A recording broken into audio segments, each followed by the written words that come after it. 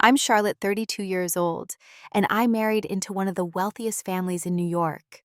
From day one, they labeled me a gold digger, someone who only wanted Alexander for his fortune. What they didn't know was that I had my own millions a secret I kept to ensure my husband loved me for me.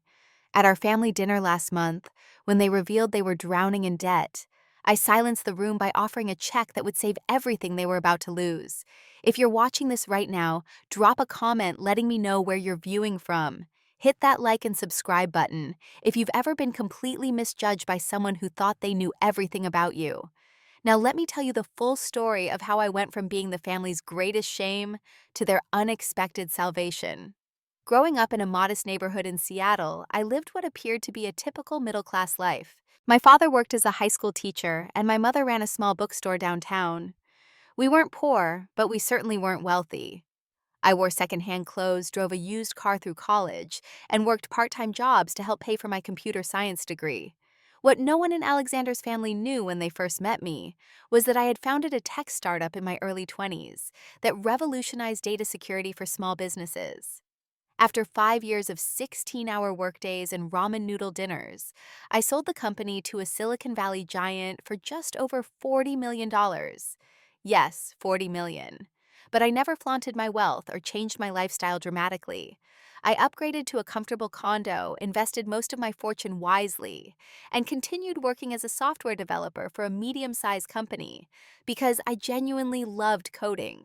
I made a deliberate choice to keep my wealth private. I'd watched too many of my newly rich tech friends struggle with relationships after their financial status changed. People treated them differently, wanted things from them, or pretended to care when they only cared about access to money. I decided that when I found love, I wanted it to be authentic, based on who I was as a person, rather than the number in my bank account. I met Alexander at a charity gala for children's education where I was volunteering. I was helping set up the tech for presentations when he approached me apologizing for his mother who had just snapped at one of the volunteers for placing the centerpieces incorrectly. "She means well," he said with a warm smile that reached his kind blue eyes. "But she can be a bit particular about these events." I laughed. "No worries, I'm just making sure the projector doesn't explode during the presentations." We talked for nearly an hour, and not once did he mention his family's hotel empire or his trust fund. Instead, we discussed our favorite books, debated whether pineapple belongs on pizza. It absolutely does, and discovered we both had an unexplainable love for documentary films about obscure historical events. He was intelligent, humble, and genuinely interested in my thoughts. When he asked for my number, I gave it without hesitation. For our first date, I expected him to suggest some exclusive restaurant requiring reservations months in advance. Instead, he took me to a hole-in-the-wall taco place that served the most amazing street food I'd ever tasted. He arrived in a modest car, wore jeans and a simple button-down shirt, and insisted on splitting the bill. I was charmed by his lack of pretension. As we continued dating, Alexander occasionally mentioned his family's business, but always in the context of the work he did, the challenges they faced, and his ideas for the future. He never bragged about wealth or used it to impress me. When he took me to expensive restaurants, he chose them based on the chef's creativity or the sustainable practices of the establishment, not the price tag or exclusivity. 6 months into our relationship, I was completely in love with him. We shared values, dreams, and a vision for the future that aligned perfectly. He respected my career, encouraged my passions, and made me laugh every single day. When he proposed during a private picnic at the Botanical Garden, where we'd had our third date, tears streamed down my face as I said yes. I had found what I was looking for, someone who loved me, not for what I could offer financially. I decided to continue keeping my wealth a secret, at least until after we were married. I wanted to be absolutely certain that Alexander's love was genuine, untainted by dollar signs. Looking back, I sometimes wonder if that decision was fair to him. But at the time, it felt like the only way to protect my heart completely. Little did I know that while I was testing Alexander, his family would be putting me through tests of their own ones designed to prove exactly what I feared most, that in their world, love and money were inseparably intertwined. The first time I met Alexander's family remains vivid in my memory. like a perfectly preserved museum exhibit of discomfort and judgment. The Harrington family estate sprawled across 3 acres in the most exclusive neighborhood in Westchester County. The house itself was a colonial masterpiece with columns, manicured gardens, and a circular driveway where a valet took my modest Toyota Camry with poorly concealed surprise. Alexander squeezed my hand reassuringly. "They're going to love you," he promised as we walked toward the imposing front doors. I smoothed down my simple blue dress, wondering if I should have worn something more expensive, despite Alexander's assurance that the dinner was casual family only. As it turned out, the Harringtons' definition of casual involved crystal glassware silver serving platters and staff in uniforms. William Harrington, Alexander's father, greeted me with a firm handshake and an assessing look. He was tall and distinguished with silver-streaked dark hair, and Alexander's blue eyes, though his held none of his son's warmth. "So you're the software developer," he said, as if confirming a somewhat disappointing fact. "Yes, sir," I replied, maintaining eye contact. "I specialize in cybersecurity implementation." Elizabeth, Alexander's younger sister, air-kissed my cheek. She was stunning in that effortless way that spoke of expensive skincare routines and regular personal training sessions. "That dress is so practical," she said with a smile that didn't reach her eyes. "I love how some women can just throw anything on and walk out the door." Before I could respond to the backhanded compliment, Victoria Harrington swept into the foyer. Alexander's mother was a slender woman in her early 60s with expertly colored blonde hair and the kind of posture that comes from generations of etiquette training. She gave me a cold once-over before extending her hand, not for a shake, but positioned in a way that suggested I should be kissing it. "Charlotte, is it welcome to our home?" Her tone implied that my welcome might be temporary. James, Alexander's older brother, was the only one who offered genuine warmth. He bounded down the stairs with a casual energy that seemed out of place in the formal setting. "The famous Charlotte Alex won't shut up about you," he said, giving me a friendly hug. "Ignore the Ice Queen routine from Mom. She does it to everyone." Victoria's eyes narrowed at her eldest son. "James, decorum, please." The interrogation began over appetizers. Victoria led the charge with questions designed to expose what she clearly assumed were my inadequacies. "Where did you attend university, Charlotte?" "University of Washington."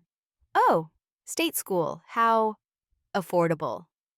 "And your parents, what do they do?" "My father is a high school teacher, and my mother runs an independent bookstore."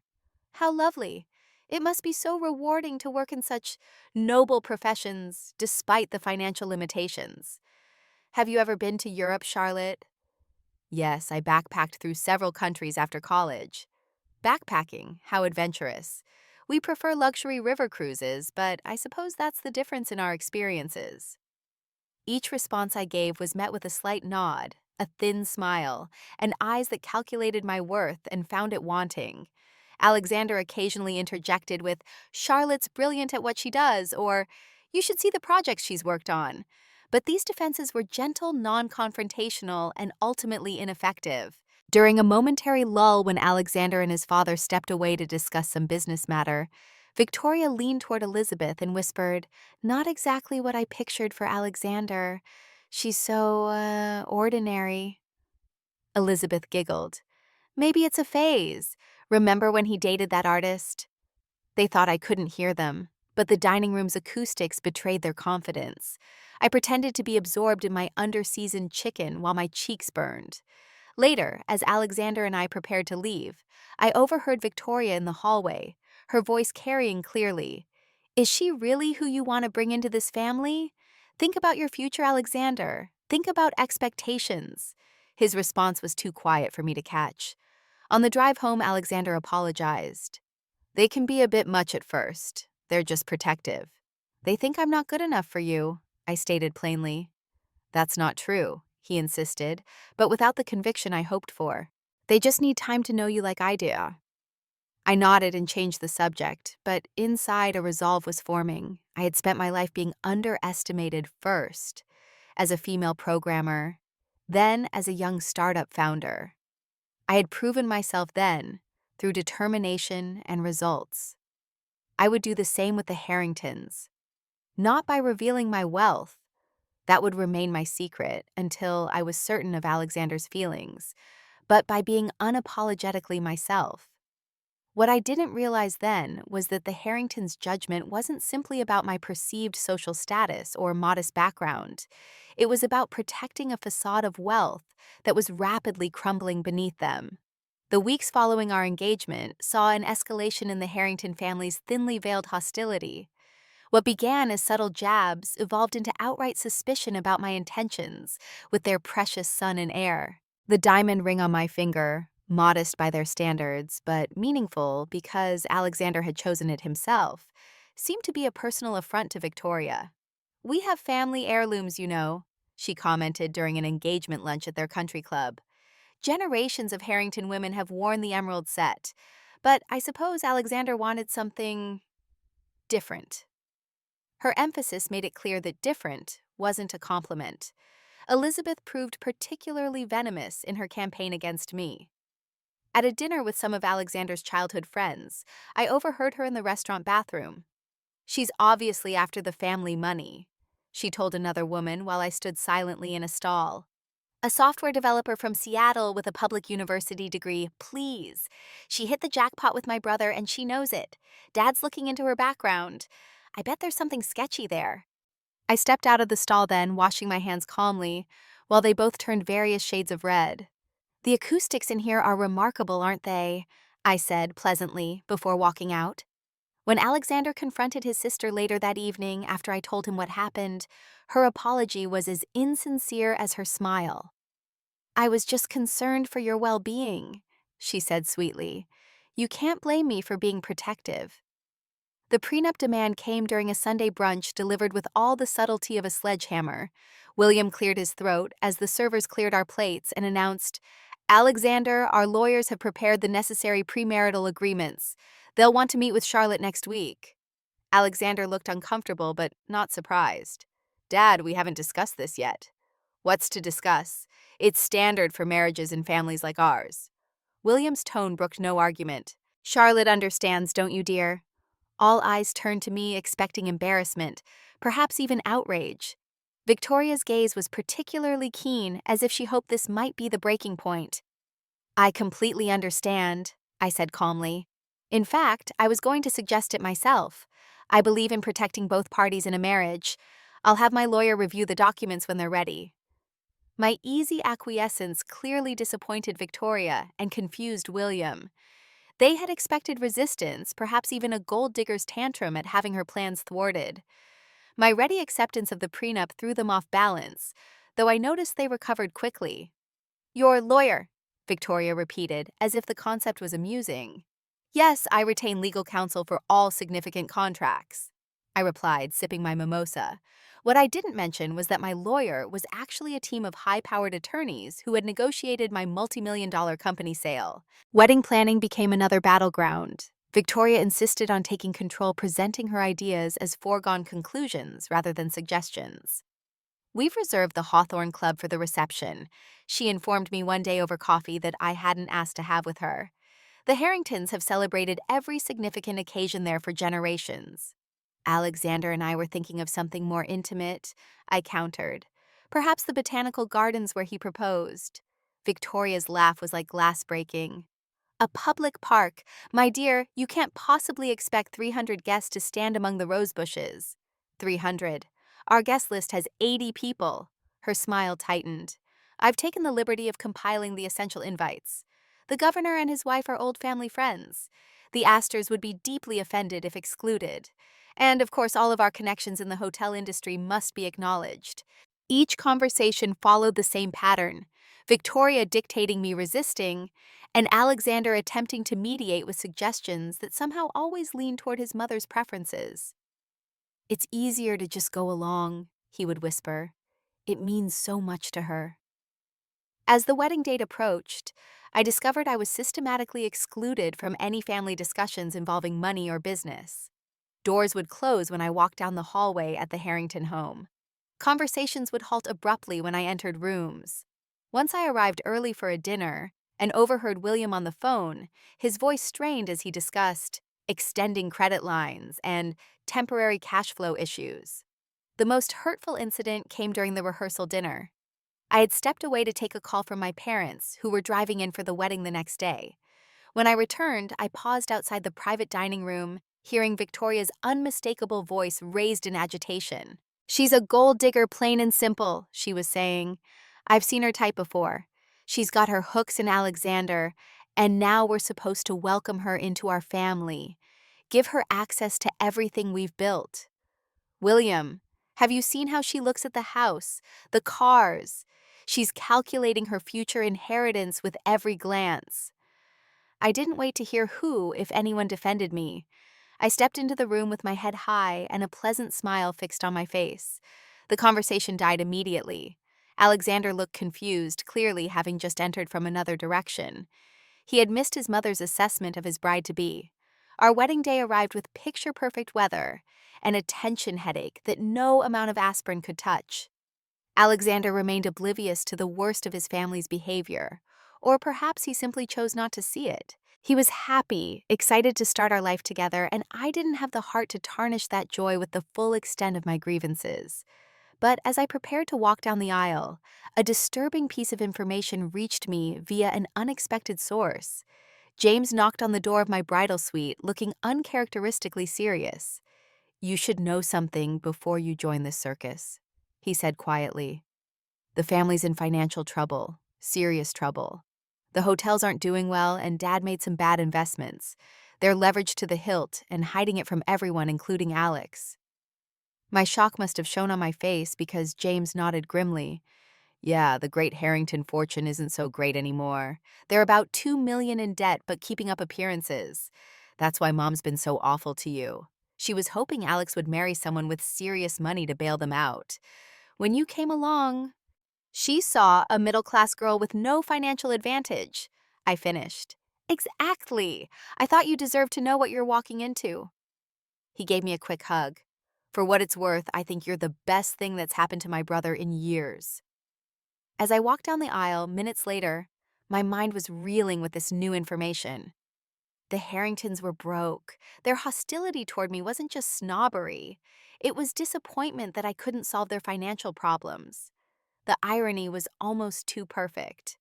I could have paid off their debt with a single transfer, yet they looked down on me as the fortune-hunting interloper. I kept my secret through the ceremony and reception, through the honeymoon in Bali, and through our first months of marriage. I watched Alexander struggle to understand why his father was suddenly so interested in his involvement in the family business, why there were hushed arguments about money that stopped when he entered rooms. I waited for him to confide in me, to treat me as a true partner. But he kept his concerns to himself, protecting me from worries I was more than equipped to handle. The emotional toll grew heavier with each family gathering, each dismissive comment, each time Alexander failed to truly stand up for me. I began to question whether I should reveal my wealth, whether doing so would solve the problems or simply create new ones. Would Alexander be angry that I had hidden such an important part of myself? Would his family's attitude toward me change for the better? Or would they simply find new reasons to consider me unworthy? I decided to maintain my secret until it became absolutely necessary to reveal it. I had no idea how soon that moment would arrive, or how dramatically it would change everything. William Harrington's 60th birthday dinner became the breaking point in my relationship with Alexander's family. Victoria had insisted on hosting it at Le Bernardin, one of the most expensive restaurants in Manhattan, despite the family's financial troubles that she thought remained her secret. The cognitive dissonance was almost impressive, drowning in debt while ordering $1,000 bottles of champagne. I had spent weeks searching for the perfect gift for my father-in-law, finally selecting a rare first edition book about the history of New York architecture, knowing his passion for the subject. I wrapped it beautifully and presented it during the gift-giving portion of the evening. William unwrapped it with polite interest that turned to genuine pleasure when he saw what it was. "This is remarkable, Charlotte. How did you find this?" Before I could answer, Victoria interjected. "It's probably a reproduction. The originals are quite valuable." She examined the book with suspicious eyes. "Did you get this online?" "It's authentic," I said quietly. "I worked with a rare book dealer to locate it." Elizabeth leaned over to examine it. "On a software developer's salary." "That's surprising. Unless Alexander helped with the budget. Her smile was saccharine. Alexander frowned. That's uncalled for, Elizabeth. I'm just making conversation, she replied innocently. After all, Charlotte's finally accessing the Harrington fortune. It must be so exciting for her to be able to afford nice things now. The table fell into an uncomfortable silence. James caught my eye and gave me a subtle eye roll of solidarity. The moment passed as the waiter arrived with another round of drinks, but the damage was done. My thoughtful gift had been dismissed and my intentions questioned yet again. As the meal progressed, I excused myself to use the restroom. James followed shortly after, catching me in the hallway. I'm sorry about that in there, he said, but you should know things are worse than when I last told you. Dad's meeting with bankruptcy lawyers next week. They might lose everything, the house, the remaining hotel properties, everything. And they still haven't told Alex the full extent of it. I leaned against the wall processing this information. Why are they spending like this if they're about to declare bankruptcy? James shrugged. Appearances, pride, denial. Take your pick. Mom thinks they can still salvage things, somehow find an investor or miracle solution. When we returned to the table, the conversation had taken an unexpectedly tense turn. William and Victoria were having a heated discussion about money, their voices just low enough that neighboring tables couldn't hear, but everyone at our table certainly could. We cannot extend that loan again, William was saying. The bank has been clear about that. Then find another bank, Victoria hissed. The Harrington name still means something in this city.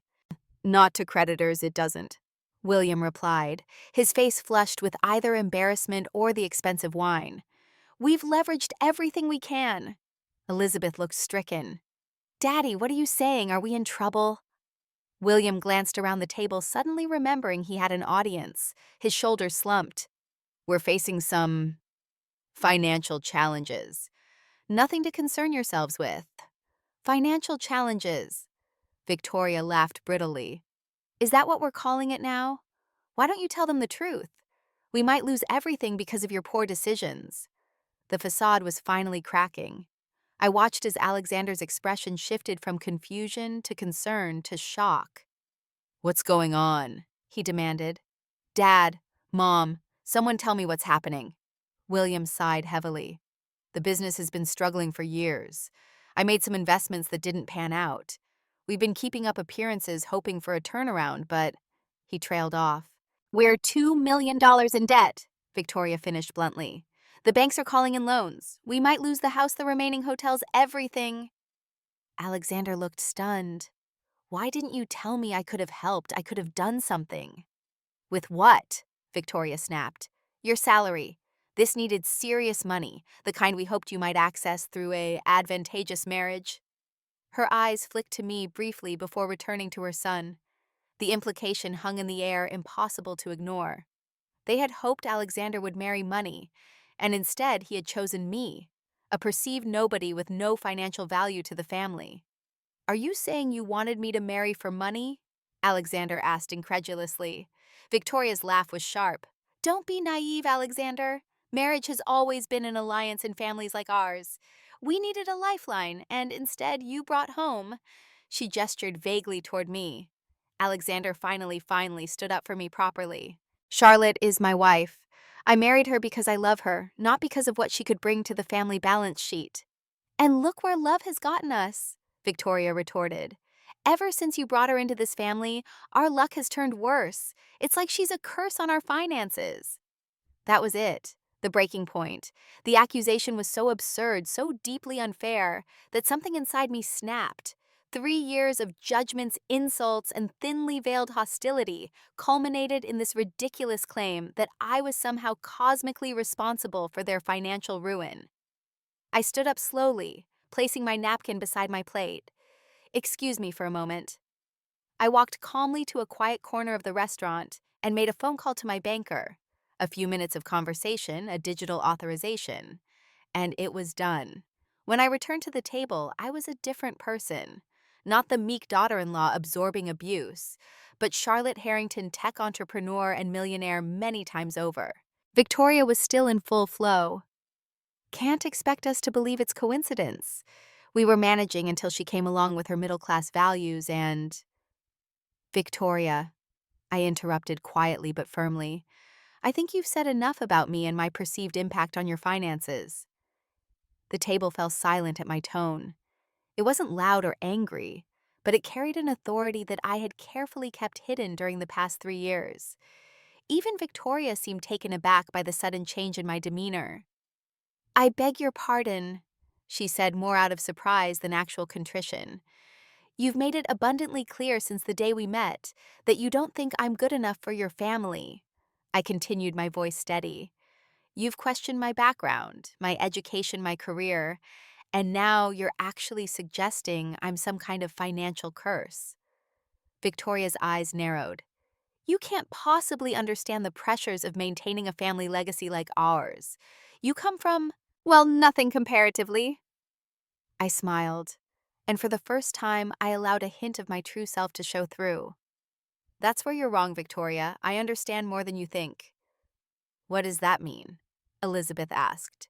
Her curiosity piqued by my newfound confidence.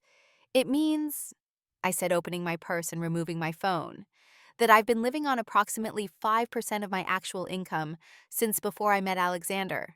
The confusion around the table was palpable. Alexander looked particularly bewildered. Charlotte, what are you talking about? He asked. Instead of answering immediately, I pulled up the banking app on my phone, made a quick transaction, and then showed the confirmation screen to William. His eyes widened as he read it. Is this real? What is it? Victoria demanded, trying to see the screen. A transfer, William said, his voice barely above a whisper. For $2 million. To our primary business account. The silence that followed was deafening. Elizabeth's mouth actually hung open. James started laughing quietly, shaking his head in apparent delight at the turn of events. Victoria recovered first. This is absurd. Whose money did you steal? The accusation was desperate, almost comical in its reaching. No one's, I replied calmly. It's mine. I founded LockSafe Technologies when I was 23. 5 years later, I sold it to Quantum Securities for just over $40 million. I retrieved another document from my purse, a copy of the sale agreement with the final figure highlighted, and placed it on the table where everyone could see it. This is impossible, Victoria whispered, staring at the document. You're a software developer at some mid-level company. I am a software developer, I confirmed. I kept working because I love coding, not because I needed the salary. After I sold my company, I decided to live modestly and keep my wealth private. I'd seen how money changed relationships, made people treat you differently. I wanted to be loved for who I am, not what I'm worth. Alexander looked shell-shocked. You're rich all this time. I turned to him, suddenly uncertain. This was the moment I had been dreading. Would he be angry? Feel betrayed? Yes, I said softly. I wanted to be sure you loved me for me. I was going to tell you after we were married, but then I kept waiting for the right moment and it never seemed to come. Before Alexander could respond, Victoria interjected. I don't believe it. This is some kind of trick. James snorted. Come on, Mom. The money's already in our account. She just saved the family from bankruptcy. The least you could do is say thank you. Elizabeth, ever the social weather vane, immediately changed tack. This is amazing, Charlotte. I always knew there was something special about you. We should go shopping together sometime. The restaurant staff, who had been hovering uncertainly during our family drama, approached with dessert menus. The normalcy of the interruption seemed almost absurd after the revelations of the past few minutes. After they left, William cleared his throat. Charlotte, I don't know what to say. This is an extraordinary gesture. It's not a gift, I clarified. It's an investment in the Harrington business with terms we can discuss later. I believe in the potential of your hotels, but there will need to be changes in management and approach. Victoria's face flushed with indignation. You're dictating terms to us now after hiding your true nature from everyone for years. My true nature, I repeated, raising an eyebrow. You mean the fact that I have money interesting, that in your mind, that's what defines a person's true nature? Alexander finally found his voice. Why didn't you tell me, Charlotte? Did you think I would only want you for your money? The hurt in his eyes was painful to see. No, I said. I thought you might question whether I wanted you for yours, or that you might wonder if you could have fallen for me without knowing about my success. I've seen how wealth complicates relationships, creates doubt. I wanted us to have a foundation built on something real before adding money to the equation. So you lied to me for our entire relationship. I never lied, I corrected gently. I just didn't disclose everything. I'm still the same person you fell in love with Alexander. I just happened to have resources I kept private. Victoria made a scoffing sound. Well, this is all very dramatic and convenient. Just when we reveal our financial troubles, suddenly you're a secret millionaire with the exact amount we need. Forgive me if I'm skeptical. Mother, Alexander said sharply. Enough. Charlotte has just offered to save our family business regardless of how you've treated her. The least you can do is show some gratitude. Victoria opened her mouth to respond, then closed it, apparently realizing she was outnumbered. The power dynamic had shifted irrevocably, and she was struggling to find her footing in this new reality, where her despised daughter-in-law held the financial upper hand. The remainder of the dinner passed in a strange mixture of tension and relief. William kept looking at me with newfound respect. Elizabeth made increasingly transparent attempts to ingratiate herself with her newly valuable sister-in-law. James seemed genuinely amused by the whole situation. And Alexander was quiet, processing his emotions unreadable. As we prepared to leave, Victoria made one last attempt to regain control. Well, she said with forced brightness, isn't this a fortunate turn of events? We must have you both over for dinner next week to discuss how to proceed with the family business. Now that we know Charlotte has such unexpected resources, perhaps she'd like to contribute to the renovation of the summer house as well. Victoria, I said pleasantly, let's be very clear. My investment in the Harrington Hotels is a business decision, not a blank check for family expenses. And while I'm happy to help secure your financial future, my assistance comes with the expectation of respect, something you've never shown me. The look of shock on her face as we walked out of the restaurant was something I would treasure for years to come. The ride home with Alexander was painfully silent. He stared out the window of our car, his profile illuminated intermittently by passing streetlights. I waited, giving him time to process the evening's revelations. My stomach knotted with anxiety. Had I just destroyed our marriage in the process of standing up for myself? When we reached our apartment, the modest two-bedroom I had insisted was perfect for us, despite Alexander's suggestions of more luxurious options. He finally spoke. I don't know who you are right now.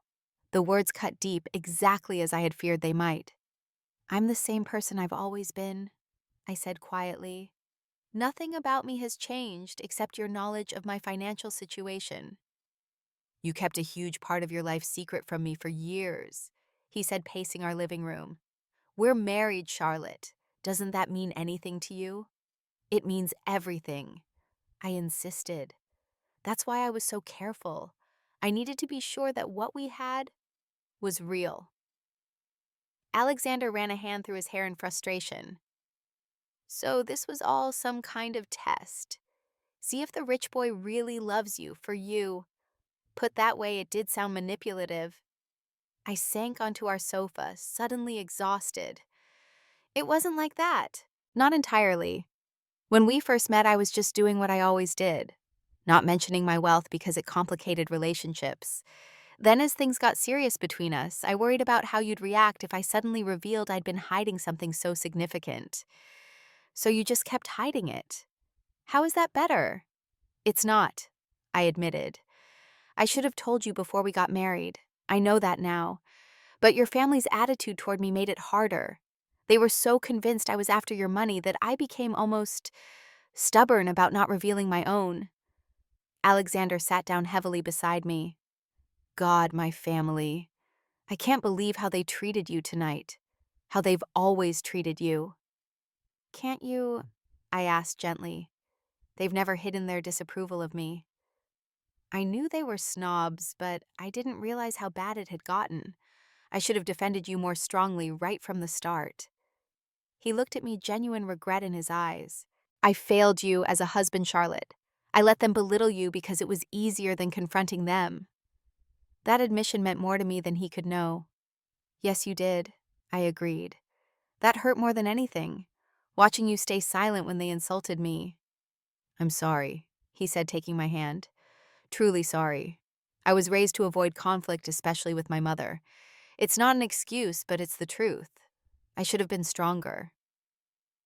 We sat in silence for a moment, the air between us heavy with unspoken emotions. "Were you ever going to tell me about your money?" he finally asked. "Yes," I said without hesitation. "I almost did after we got married. Then I kept looking for the right moment, but it never seemed to come. And truthfully, part of me enjoyed being treated normally, not as an heiress or successful entrepreneur, just as Charlotte." Alexander nodded slowly. "I can understand that. I've dealt with people who only saw the Harrington name and fortune my whole life." He laughed suddenly, a short, sharp sound. "The irony is apparently there is no fortune. My family's been living on borrowed money and appearances for years." "James told me," I admitted. "At our wedding, actually. I've known about your family's financial troubles since then." His eyes widened. "And you didn't say anything."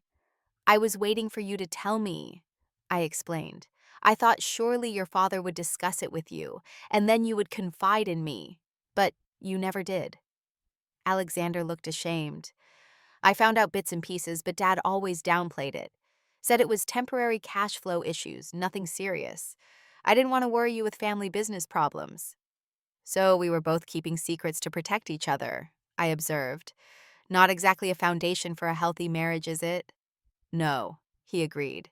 "It's not." He turned to face me fully. "I want to start over, Charlotte. Complete honesty from now on. No more secrets, no more protecting each other from the truth, and definitely no more letting my family disrespect you."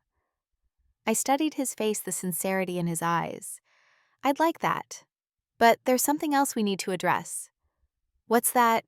"Your mother," I said firmly. "Her behavior tonight was the culmination of years of hostility. If we're going to move forward, I need to know you'll stand with me in establishing clear boundaries with her." "After tonight, absolutely," he promised. "What she said to you was unforgivable.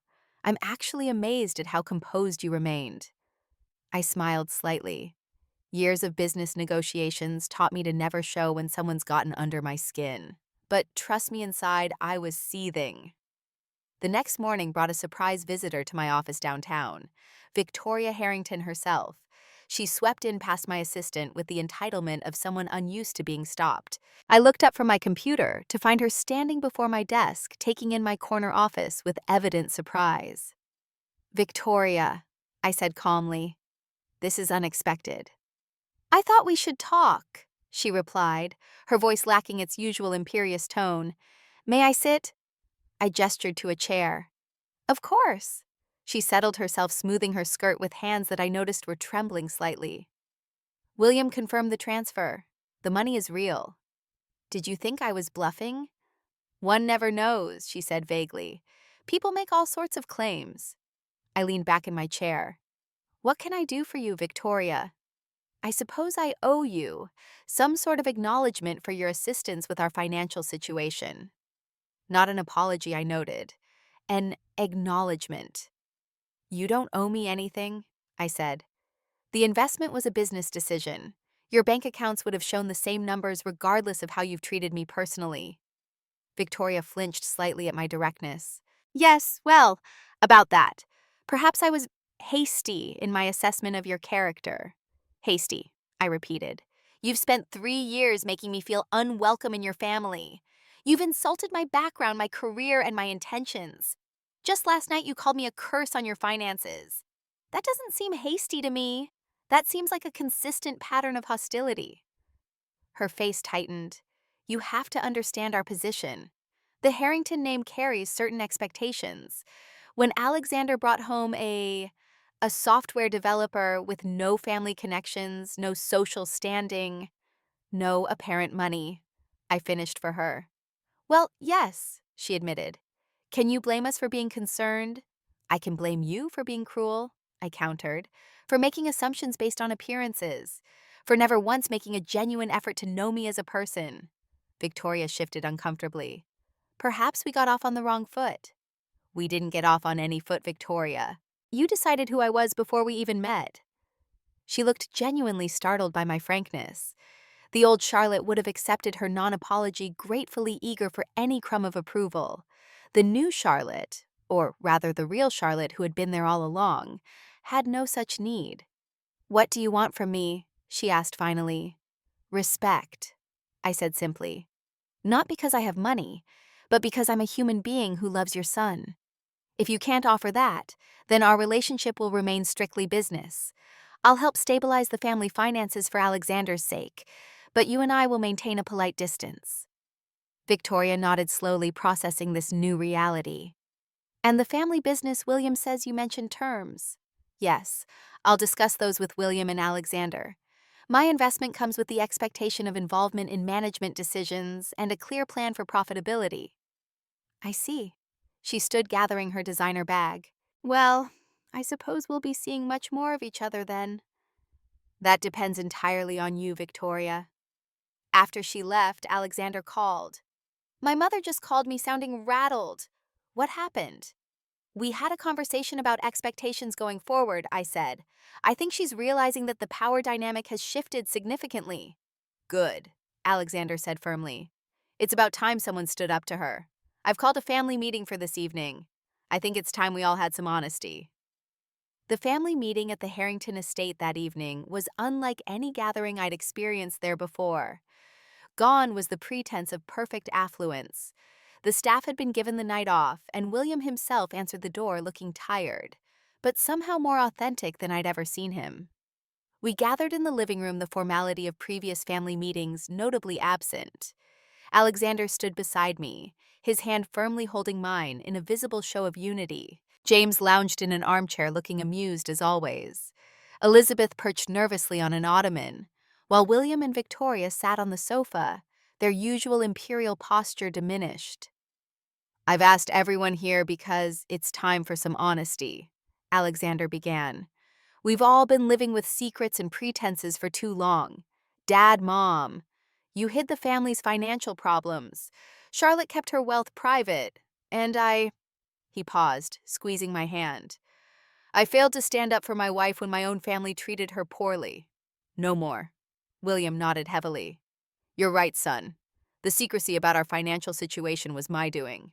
I was ashamed of my failures, trying to maintain the illusion of success rather than admitting I needed help." "And I enabled it," Victoria added, surprising everyone with her candor. "We've spent years keeping up appearances while everything crumbled around us." Elizabeth looked tearful. "Does this mean we're really going to lose everything? The house, the lifestyle?" "Not necessarily," I interjected. "My investment can stabilize the immediate crisis, but there needs to be a complete restructuring of the business model and family spending." James leaned forward. "Charlotte and I have already discussed some preliminary ideas. The hotels have potential, but they've been mismanaged and failed to adapt to changing market demands." William looked startled. "You and Charlotte have discussed this." "James is the only one who ever treated me like a person rather than an intruder," I explained. "We've had many conversations about business over the years." "And I always told you she was smart," James added. "Maybe if you'd listened to her earlier, we wouldn't be in this mess." Elizabeth, ever attuned to which way the wind was blowing, jumped in eagerly. "I have some ideas too for social media marketing and influencer partnerships. The hotels need a younger image." I noticed how quickly she aligned herself with the new power center.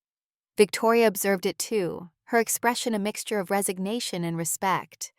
"Charlotte," William said formally, "I owe you an apology. Not just for last night, but for years of judgment based on false assumptions. You've shown more grace and generosity than we deserved." "Thank you," I said simply. Apology accepted. Victoria straightened her shoulders. "I too must apologize." The words seemed physically painful for her to utter. "My behavior has been inexcusable. I was protecting what I thought was our family's position, but in doing so, I failed to recognize that you were already part of that family."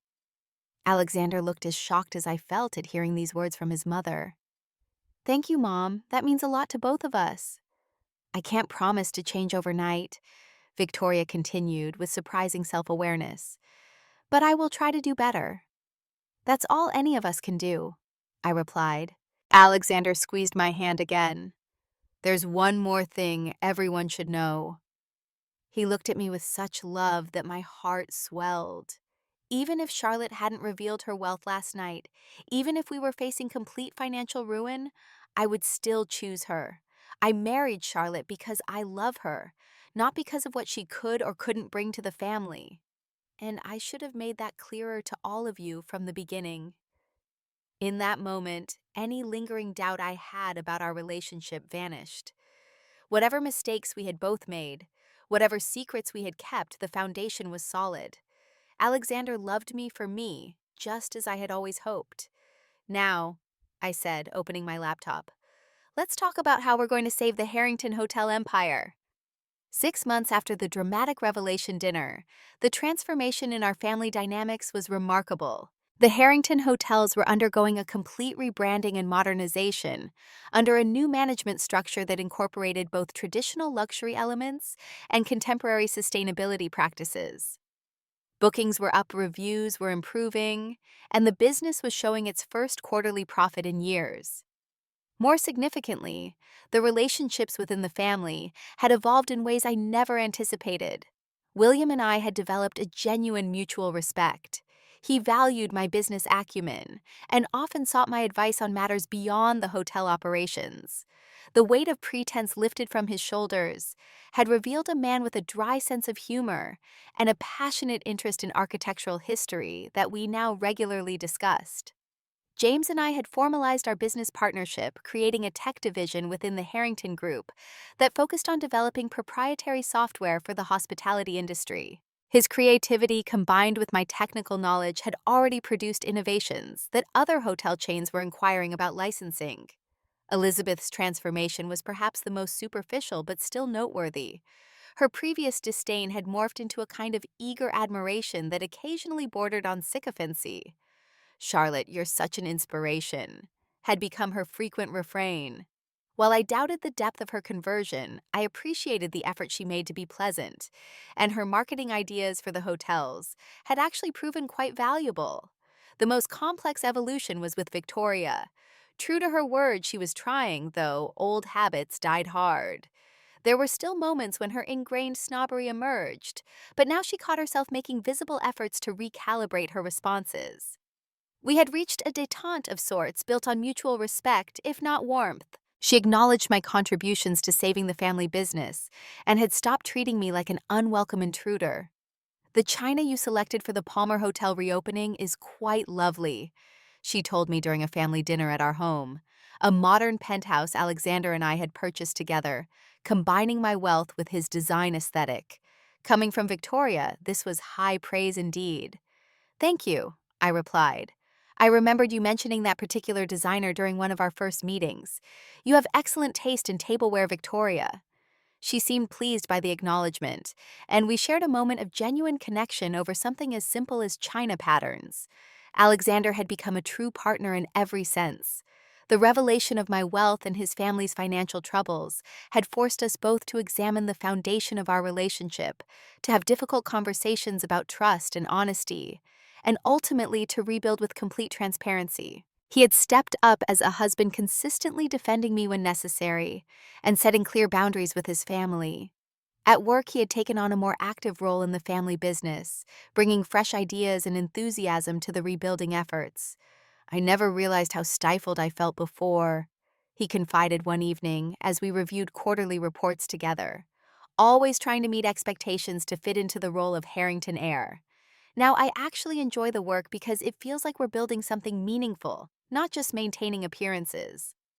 Our most significant news came in the spring, when a home pregnancy test confirmed what my changing body had been suggesting for weeks. Alexander's joy was boundless, and even Victoria's reaction surprised me. When we shared the news with the family, her eyes filled with genuine tears. "A grandchild," she whispered, reaching for my hand across the dinner table, the first time she had initiated physical contact without social obligation. "Thank you, Charlotte." The moment was slightly marred when she immediately began listing potential prep schools, but Alexander smoothly redirected the conversation, a skill he had perfected in recent months. The final piece of healing came unexpectedly during a private lunch with Victoria. We had established a monthly tradition of meeting at a quiet cafe to discuss family matters, initially business-related, but gradually expanding to include more personal topics. "I need to say something," Victoria said after our meals arrived. She set down her fork and looked me directly in the eyes. I've never properly apologized to you, Charlotte. Not really. I waited, giving her space to continue. When Alexander brought you home, I saw a threat to everything I valued. Our social standing, our legacy, our way of life. I was cruel to you because I was afraid. Afraid of change, afraid of losing control, afraid of what people would think if the Harrington heir married someone ordinary. She smiled ruefully. The irony that you were actually more successful than any of us is not lost on me. Victoria, you don't have to. She held up a hand. Please let me finish. This is long overdue. She took a deep breath. I was wrong. Not just about your financial status, but about you as a person. Your character, your intelligence, your love for my son. Even if you hadn't had a penny to your name, you would have been good for Alexander. You make him happier and stronger than I've ever seen him, and you saved our family when you had every reason to walk away. The sincerity in her voice was unmistakable. This wasn't the reluctant acknowledgement from 6 months ago, but a genuine apology from a woman who had done significant self-reflection. Thank you, I said, unexpectedly moved. That means a great deal to me. I hope someday you can forgive me, she continued. I want to be a good mother-in-law to you, and a loving grandmother to your child. I want to be better than I was. I reached across the table and took her hand. We're already on that path, Victoria, one step at a time. As I reflect now on the journey from being the despised gold digger to becoming a respected member of the Harrington family, I realize that money doesn't just reveal other people's true characters, it reveals our own as well. My decision to hide my wealth was born from a desire for authentic connection, but it became a test, a wall between myself and complete honesty with the man I loved. The irony is that both Alexander and I were hiding parts of ourselves. Me behind a facade of middle-class normalcy, him behind a veneer of wealth that no longer existed. It took a crisis to strip away those protective layers and force us to see each other and ourselves clearly. Today, we're building a life and a family business based on transparency and mutual respect. The old patterns of judgment and pretense have been replaced with something more genuine. The Harrington name still carries weight, but now it represents actual value rather than empty prestige. And me, I'm no longer hiding any part of who I am. I'm Charlotte Harrington, entrepreneur wife, soon-to-be mother, and a woman who finally found her voice. Have you ever been completely misjudged by others only to surprise them with the truth? How did you handle it? Drop your stories in the comments below. I'd love to hear how you dealt with similar situations. If this story resonated with you, please hit that like button and subscribe to hear more stories about standing in your truth. Don't forget to share this video with anyone who might need a reminder that appearances aren't everything. Thank you for listening, and remember, your worth isn't defined by your bank account, but by the strength of your character and the courage to be authentically yourself.